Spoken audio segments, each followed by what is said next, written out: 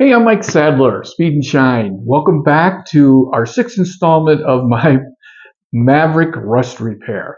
Again, this is my first attempt to create my own body panels, weld them in, and get the bodywork ready for paint. And I started to get frustrated, trying to get the camera shot right.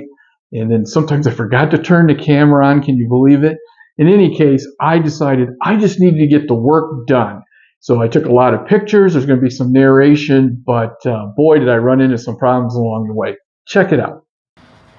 What I was trying to do here was originally I was going to create one whole piece, but then I figured out that that wasn't going to work out.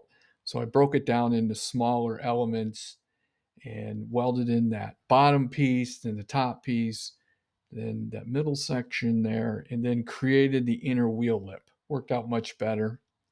You can see there, doesn't look bad. Rust proof the inside wheel well patch. Um, Getting ready right there to put in the inner lip. Weld that in. And then I had a patch down in front of the wheel, and I found some holes down there, so I had to work on that.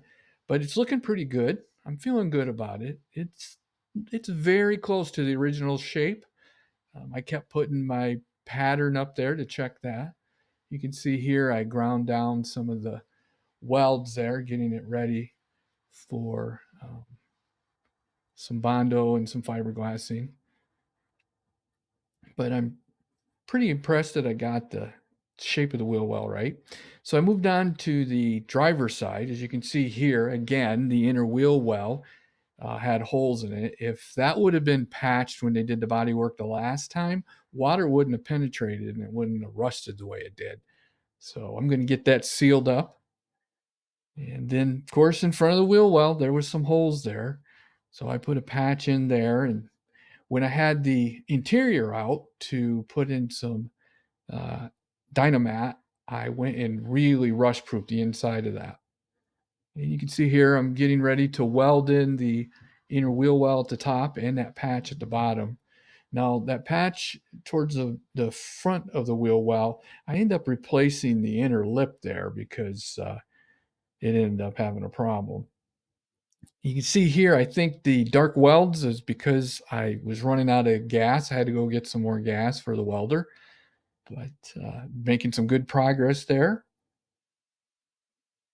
Then this happened. This was very discouraging. I ended up walking out of the garage. I had to go take a break for a couple hours, but then I realized, hey, it's just another piece of metal welding in. What does it matter? That kind of just burned out while I was welding and grinding. And there you go. I got it fixed. As you can see, coming off the top of that new patch, the line goes up. That the back corner of this car had been replaced at some time. Probably was in an accident. I don't know, but it had a corner put on it. And did some grinding here and down there in front of the wheel well. You can see on that patch I had to replace the lip, the inner wheel lip where it went in there because it started to blow out on me. And the metal was a little bit thin. I wasn't comfortable with it. And it's looking pretty good.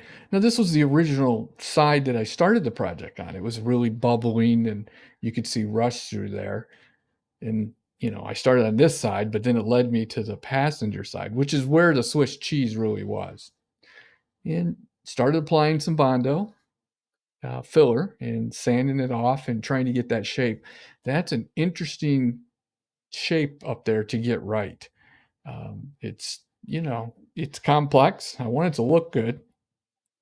I wanted to match what was there. And of course, the front fenders have that same similar shape. Luckily, the sanding block curves, and that curve on the back side of those sanding blocks, like you can get it any place, Harbor Freight, wherever. You put sandpaper on the back side, and I could sand that, and it's the exact shape, which really made it easier to do. And again, multi layers of skimming it, sanding it, skimming it, sanding it. And there it is, it's still pretty rough there, but you can see I'm getting that concave, I'm going to call it, shape right so that it curves in and then up. Um, Again, it helps the sanding block was the same size. And there you go. Still a lot of work to do there to perfect that, but I felt pretty good about seeing it in that state. Pretty exciting. It's just some primer, and there's still a lot of perfecting to do. So I moved on to the passenger side. You can see here I grinded the welds down to get in preparation for fiberglassing and some Bondo there. I used the thicker strand fiberglass on the back there. The gap was, yeah, I don't know, it was going to be a little thicker than I wanted, but you can see that there's quite a bit of filler around there. So it is what it is. Ideally, it would have been great to replace the whole quarter panel, but this was a project, and there you have it. Again, it's not perfect, but I'm getting there, and it's looking pretty good, I have to say. Well, there you have it. Some real progress made. Now it's been, a couple months. We had a lot of filming to do and stuff, and I've been letting it set in this state, see if it cracks or pops through. I don't know. But I'm going to enlist the help of a body shop person to give me some direction so I can finish this off. I'll be doing some more skim coat and sanding to perfect it the best I can to get it as smooth and flat. But I don't think I'm going to paint it here in this garage. I really think that a fantastic, beautiful paint job patching this up would probably help it look a lot better. So I'm probably going to let someone take it to a paint booth, paint it, and then I'll help wet sand and buff it out. But hey, I did this myself. How cool is that?